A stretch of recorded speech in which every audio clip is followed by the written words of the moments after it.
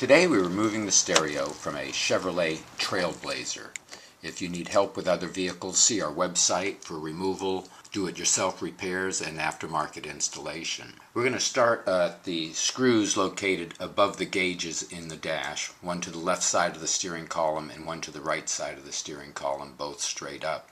We're going to move down to the lower half of the dash, and to the left side of the steering column will be one bolt in the center of this panel. We're going to move over and remove the one screw at the right side of this panel. We're going to move down to the very bottom of the dash and remove one screw on the left, securing the black panel, and one on the right. This will allow you to pull the front edge of the panel down and access two more screws.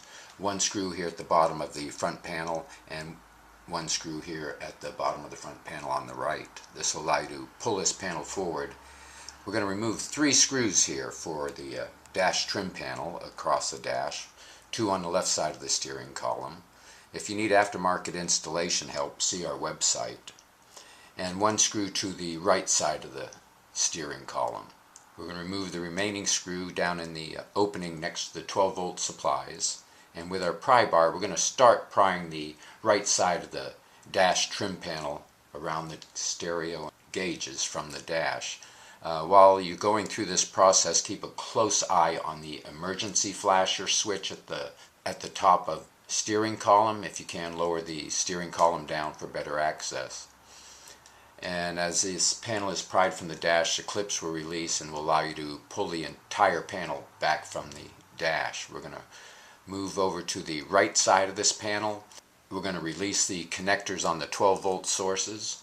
Push the trigger in, release the lock, and remove the connectors. We're going to move over to the left side of the car stereo opening and remove any connectors to any features you may have on this side. There may be dummy connectors there as well, but these connectors are all keyed, so then they go back to one spot. With these connectors removed, we're going to grasp the front edge of the top of the dash panel. It goes over the top of the dashes, and push down on it a little bit to bow the panel just slightly, so it'll help you to pull it forward and have the back edge clear over the dash. Be sure you're watching the emergency flasher switch when doing this. Pull the panel up and away from the car stereo. We're going to rest it on the steering column here, just out of the way, rather than disconnect the connectors on the left side and remove the panel entirely.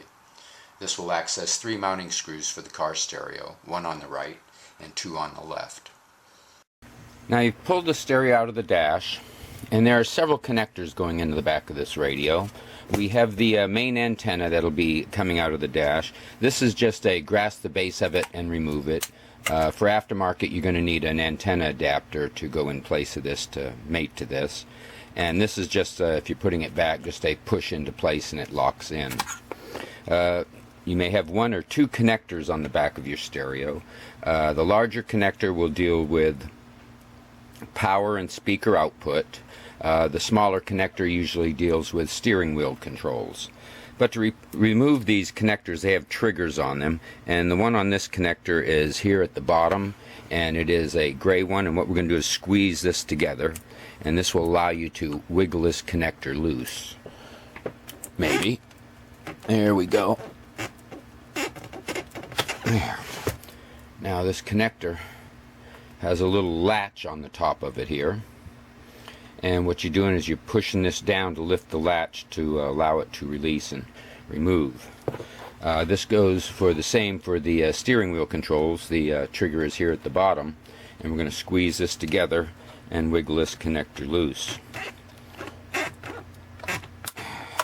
There we go. I just heard it lock, the lock release, and it's on its way out here. Okay, whew. Sorry about that. But this one has the same locking mechanism. Hope this video has been helpful. See our website for aftermarket installation. Please subscribe, and thank you for watching.